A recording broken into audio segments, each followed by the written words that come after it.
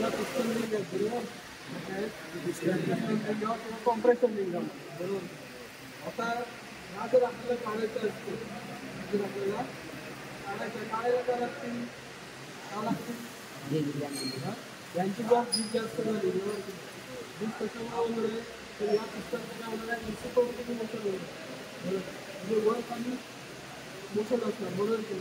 म्हणजे यांचं या रिंगांचं काय होणार आहे, फ्रिक्शन होणार कोणासोबत, लायनर सोबत फ्रिक्शन होतं. आता ते इतकं होऊन या काय होणार आहे, या रिंगाला वरनॉट होणार बरोबर.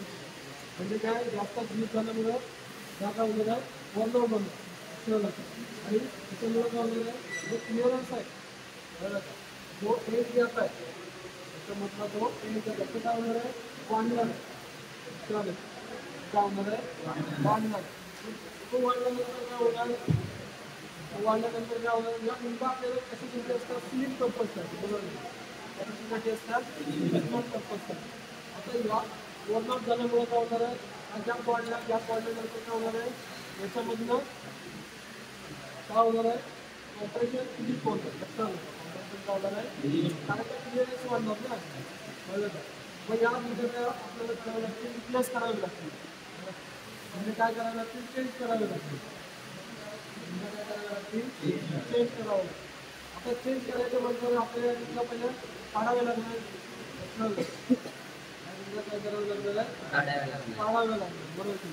तर ह्या करण्यासाठी काय असणार आहे, कळलं का, याला काय म्हणतात, एक्सपांडर.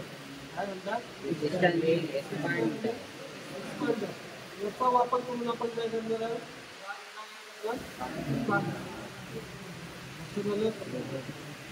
लक्षात येते काय काय याला म्हणतात, एक्सपांडर. याचा वापर करून आपण काय करणार आहे, आता कशी काढली जाते, कशी काढली जाते तुम्हाला सॅम्पल दाखवतो, कशी काढली जाते.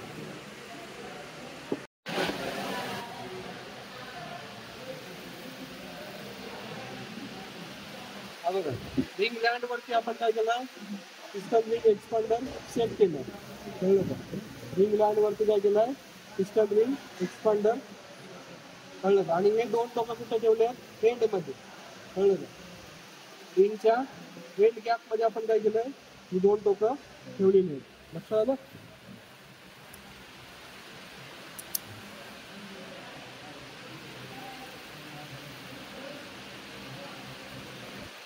समजलं. आता ही आपण काय केले, रिंग बाहेर काढली, लक्षात आलं का. रिंग काय केली, बाहेर काढली, समजलं. आता आपल्याला ही परत बसवायचे म्हटल्यावर असंच आपण लावणार आणि याच्यामध्ये टाकणार,